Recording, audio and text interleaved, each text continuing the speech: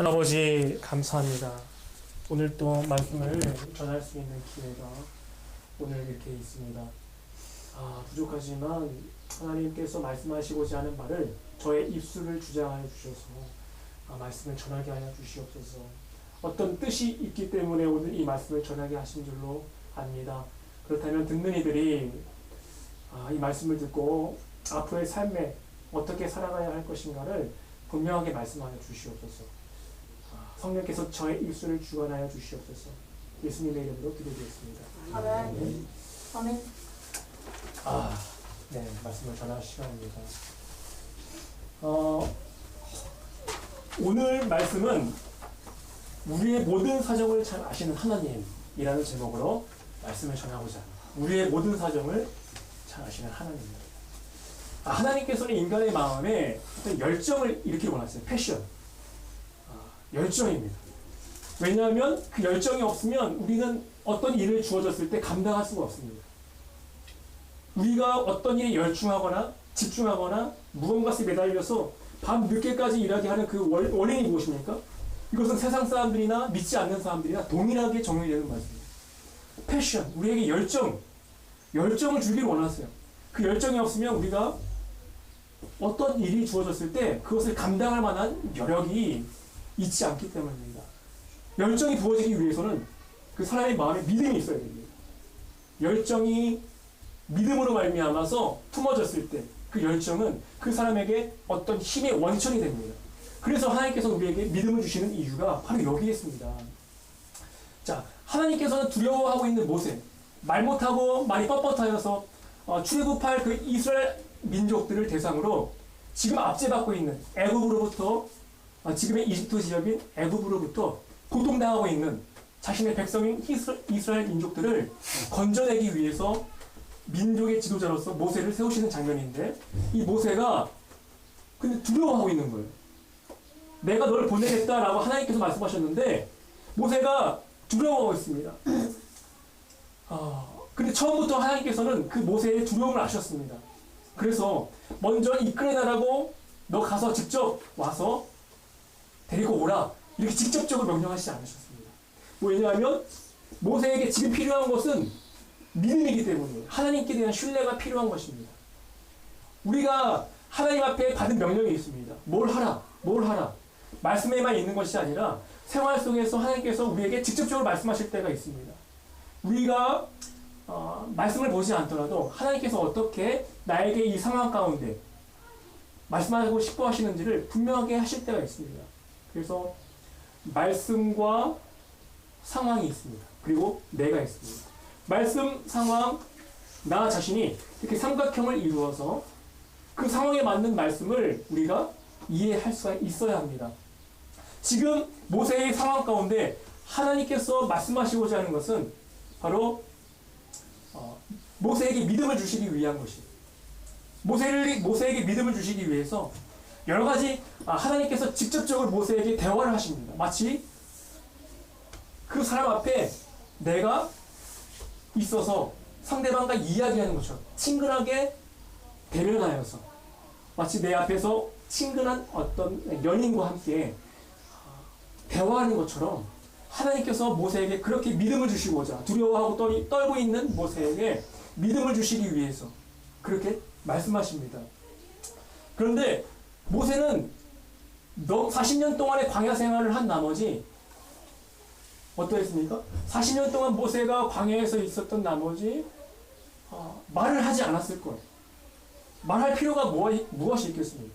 그냥 동물들과 가축들과 함께 생활하는 것이 전부입니다. 그렇다면 상대적으로 말을 할 기회가 많이 없었겠죠. 그러면 이 태화가 됩니다. 자신이 사용하지 않는 기능이 있으면 시간이 지나면 태화가 됩니다. 40년 동안 모세가 광야에 있으면서 어느 기능이 태화하였어요. 그런데 모세가 해야 될 일은 말하는 일입니다. 모세, 그 민족의 당시에 강대국이었던 애굽이라고 하는 그 나라에 가서 내가 하나님께 부름을 받았는데 지금 이스라엘 민족들을 건져 오라는 그런 명령을 받았다고 지금 모세가 바로 애굽의 파라오에게 말을 해야 됩니다. 그런데 이 모세는 두려움이 말을 하지 못해서 언어 기능이 퇴화한 나머지 말이 뻣뻣하고 둔한 자라고 말합니다. 자, 모세가 1절에서 이렇게 말합니다. 모세가 대답하여 가로되 그러나 그들이 나를 믿지 아니하며 내 말을 듣지 아니하고 이르길 여호와께서 내게 나타나지 아니하셨다리이다. 자, 모세가 두려워합니다. 정말 하나님께서 그렇게 말씀하셨는데 내가 과연 그 일을 감당해낼 수 있을지가 두려웠기 때문에 그들이 나를 믿지 아니할 것이라고 모세가 짐작합니다. 그렇게 되래 그렇게 스스로 여겼습니다. 하나님께서 명령하셨다고 해서 우리가 그 명령에 순종할 수 있는 것은 아닙니다.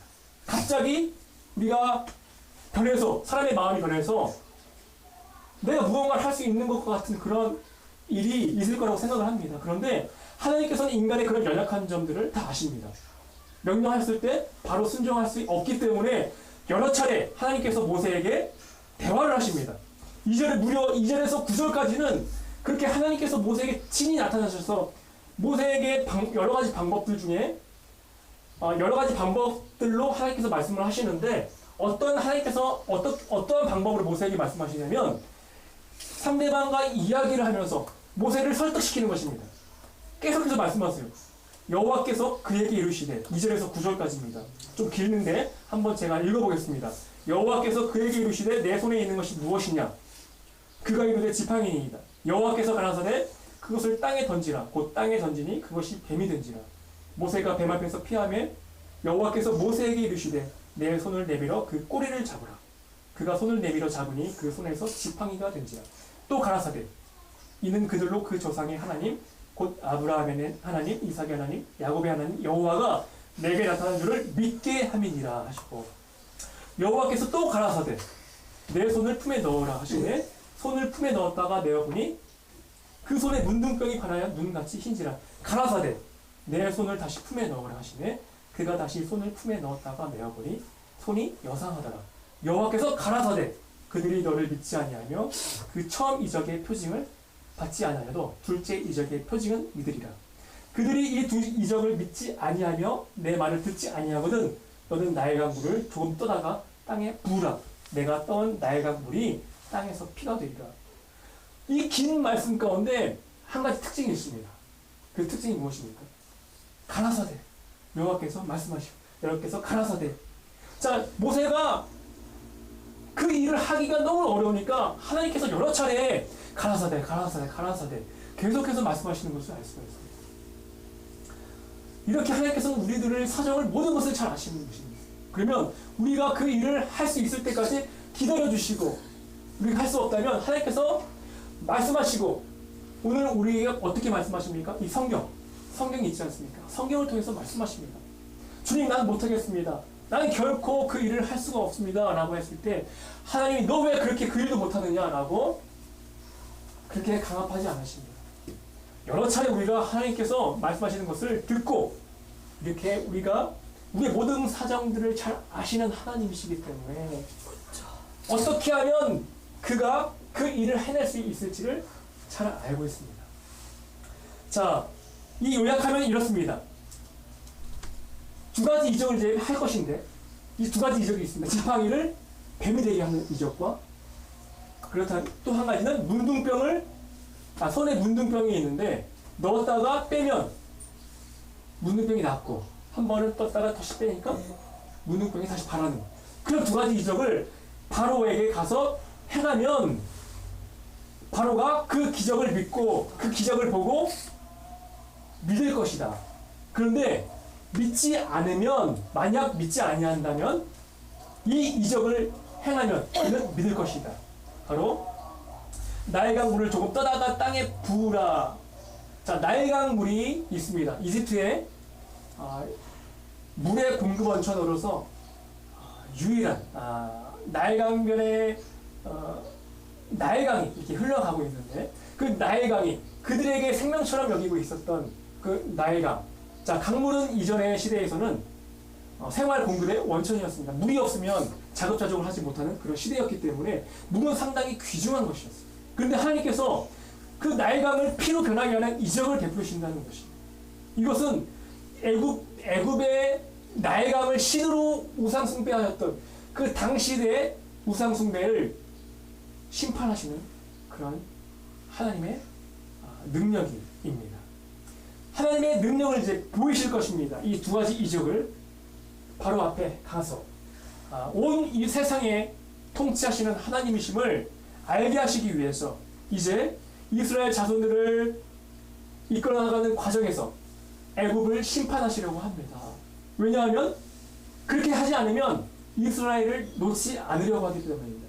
이스라엘은 애굽의 노예였습니다. 당시 때 노예는 큰 재산이었습니다. 이것은 한두 명이 아니라 히브리라고 하는 한 민족 전체가 애굽의 노예가 되었습니다. 그런데 이 노예가 된 이스라엘 민족들은 과연 애굽이 순수하게 하나님께서 보내셨다고 해서 보내주겠습니까? 그렇지 않습니다. 그러려면 하나님께서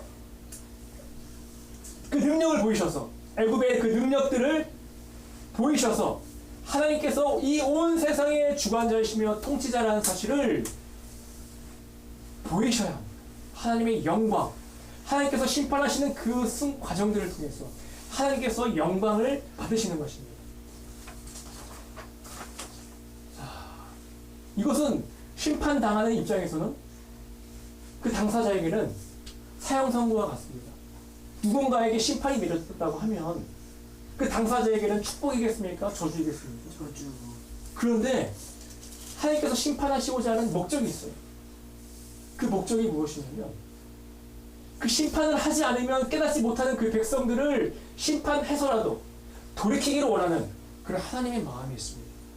의사가 있습니다. 그리고 암 환자가 있습니다. 의사와 암 환자 이 둘 사이에는 지금 의사에게는 그 암 환자에게 자신이 암을 앓고 있다는 그 사실을 말해주어야 합니다. 당신은 암 환자요 라고 말하는 것은 그렇다면 그 당사자에게는 어떤 말로 드리겠습니까? 청천벽력과는 같은 말일 것입니다. 누군가 나에게 암 환자라고 이야기한다면 과연 그 사람에게는 절망적인 소식일 것입니다. 그것이 바로 그 사람에게 사형 선고와 같습니다. 근데 이 사형 선고가 그 사람에게는 마치 심판과도 같을 것입니다. 그런데 그 암 환자라고 직접 대면하여서 이야기하지 않으면 그 사람은 자신도 모르게 암세포가 퍼져 죽게 될 것입니다. 그런데 당신은 암을 앓고 있습니다 라고 얘기하면 어떻게 해서든지 그 암을 이기기 위한 노력들을 할 것입니다.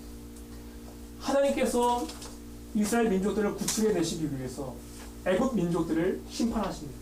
그렇다면 하나님께서 그 심판하신 그것이 애굽인들에게는 축복이었습니까? 저주였겠습니까? 축복입니다. 그렇게 심판을 통해서라도 그 사람들이 깨트려지기를 원하는 것이 있었습니다. 당시 이집트인들이 뿐만이 아니라 그 변방에 있는 많은 나라들이 우상을 숭배하고 있었습니다. 지구와 같은 어떤 우상이 예전에는 별의별 우상들이 굉장히 많았어요. 이집트인들은 파리, 그렇죠? 나일강, 개구리, 메뚜기 이런 것들조차도 신으로 섬기고 있었어요. 마치 지금의 어떤 민족을 보는 것 같습니까? 인도는 수만 민족, 수만 어떤 그 종류의 나무, 송아지, 별의별 것들이 다 신이에요. 그런데 지금 인도 보십시오.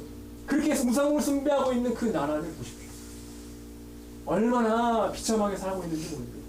그렇다면 그 민족 가운데 심판을 행하는 하나님의 그 마음이 어떠하겠습니까? 그렇게 하지 않으면 애굽이, 인도가 그렇게 망해가는 것을 그대로 그냥 방치하는 것과 같습니다.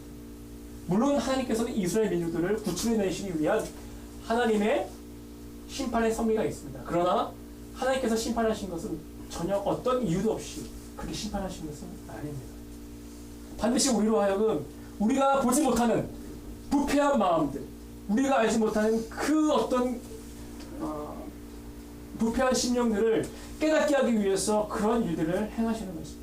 왜냐하면 사람은 각자마다 자기가 보고 싶어하는 것만 보기 때문입니다. 누군가 거기에서 당신 그 길로 가면 잘못됐어 라고 이야기하지 않으면 그냥 망하는 길로 가게 되는 것이기 때문입니다. 그래서 누군가 말해 주어야 할 사람이 필요합니다. 그렇게 듣지 않으면 심판을 행해서라도 그들로 하여금 돌이키게 하셔야 합니다. 하나님께서는 자신의 백성으로 삼으신 민족이 바로 이스라엘입니다.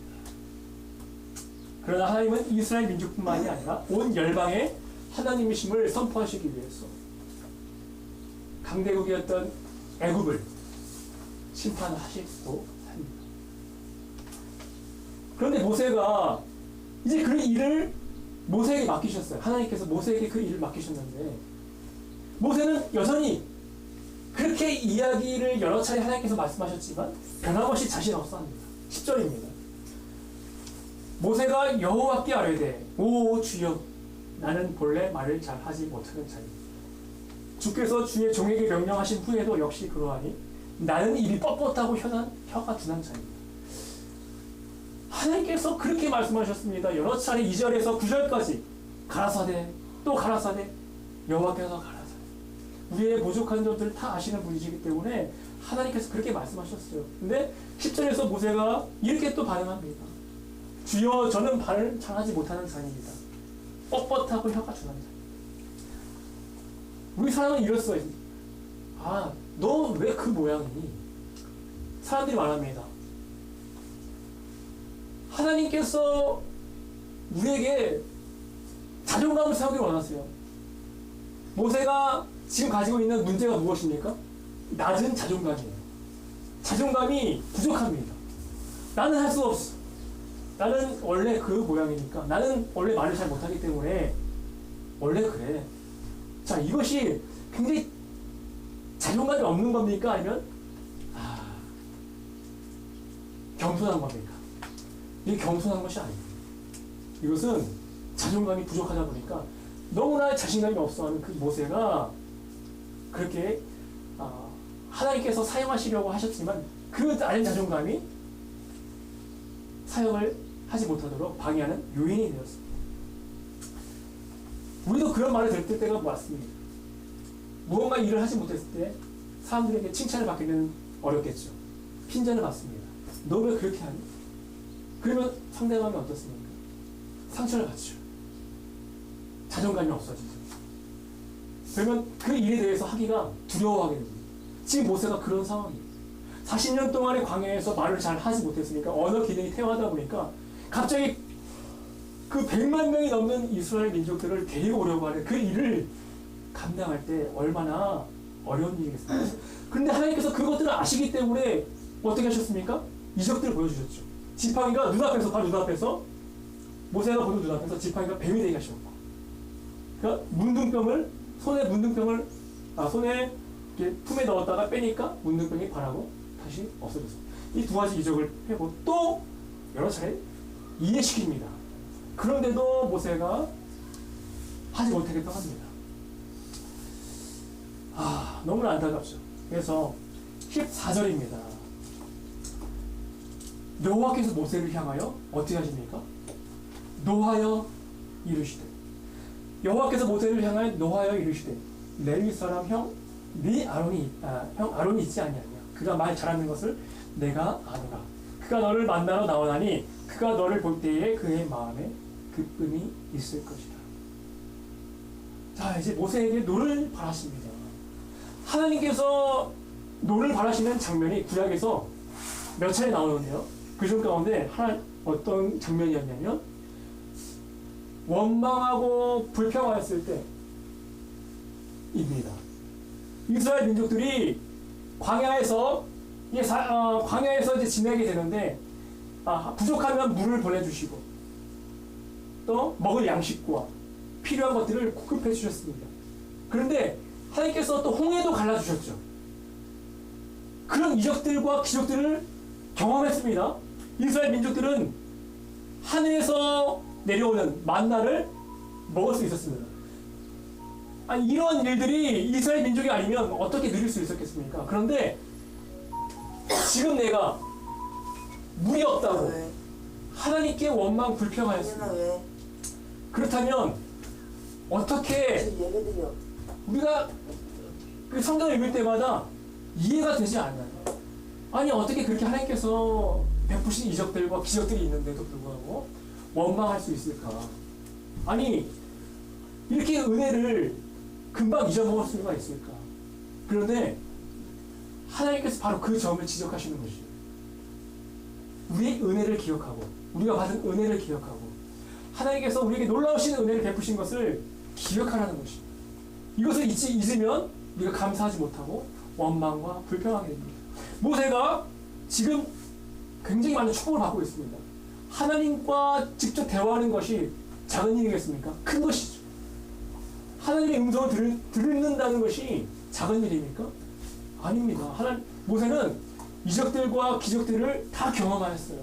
그런데도 할 수 없다고 말했을 때 하나님께서 모세를 향하여 노를 바라셨습니다. 자, 우리는 이 사실을 통해서 우리가 받은 은혜, 이러한 것들을 반드시 기억하고 하나님께서 우리에게 주셨던 그 많은 것들을 생각하면서 원망과 불평할 만한 시기 가운데서도 내가 하나님의 은혜를 기억하며 하나님께 감사하며 순종하기로 우리가 결단해야 한다는 것을 우리는 배울 수가 있습니다. 모세는 하나님께서 이 말씀을 하셨을 때 드디어 결단합니다. 내가 이스라엘 민족들을 구원하겠다고 이제 마음을 바꾸는 그런 장면이 나옵니다. 자, 하나님께서 내 형 아론이 있지 아니하냐, 말 잘하는 내 형 아론이 있지 아니하냐. 굳이 모세가 그렇게 내가 가지 않겠다고 말했다면 하나님께서 굳이 이 말씀까지 하지 않으셨을 것 같아요. 그렇죠? 그런데 이미 하나님께서는 형 아론을 준비해놓고 계셨습니다. 말 잘하지 못하는 그 모세가 굳이 내가 말을 잘하지 못합니다 라고 말을 하지 않아도 이미 하나님께서는 그 모세의 사정을 아시고 형 아론, 말 잘하는 그 형을 준비해놓고 이미 계셨던 것입니다. 우리가 잘 알지 못하는 길로 하나님께서 인도하실 때 이미 하나님께서는 우리에게 모든 것들을 계획하셨다는 것을 기억하십시오. 우리가 앞으로 걸어 나아가야 할 길이 막막할 수가 있습니다. 지금 내가 뭐 하는 것이지? 내가 왜 지금 이 상황에 닥치고 있는 것이지? 모릅니다. 그런데 하나님께서는 우리에게 그런 말씀을 하세요. 모세를 통하여 말씀하신 것처럼 내 형 아론이 있지 아니하냐. 우리에게 준비해 주신 손길들이 분명히 있습니다. 그렇다면 우리가 그 사정을 모른다고 할지라도 나는 왜 내 상황을 바라보지 않냐고 하나님, 모든 것들을 준비해 놓고 계신 그 하나님을 바라보시면 어떤 어려운 가운데서도 우리가 승리하며 나아갈 수가 있습니다. 다윗이 고백했던 것이죠. 내가 사방의 음침한 골짜기로 다닐지라도 해를 두려워하지 않을 것은 주께서 나와 함께 하십니다. 그 유명한 시편 23편 이 말씀이 있었던 거죠. 내가 사망의 음침한 골짜기로 다닐지라도 다윗이 그렇게 고백할 수 있었던 이유가 무엇입니까? 주께서 나와 함께 하실 것이라는 그 약속입니다. 우리 또한 그 약속을 하나님께서 함께 하시겠다는 그 믿음을 가지고 있다면 우리에게 때로는 납득이 되지 않는 그런 상황에 놓이게 될지라도 모세에게 이미 모든 것을 준비해 놓고 그 길을 가라고 하셨던 것처럼 우리에게 그런 길을 가라고 하시는 이유가 여기에 있습니다. 이것이 바로 하나님의 은혜입니다. 우리는 지금은 알지 못하지만 시간이 흐른 후에 나중에 그 순간을 돌이켜보면 아, 그때 그것이 하나님의 은혜였구나 라는 것을 알 수가 있습니다. 따라서 우리가 날마다 감사하며 기도와 말씀으로 살아가야 할 이유가 있습니다. 항상 기뻐하라. 쉬지 말고 기도하라. 범사에 감사합니다. 날마다 생명으로 살아 숨쉬는 여러분들과 저와 되기를 기도합니다. 기도하시겠습니다. 감사합니다.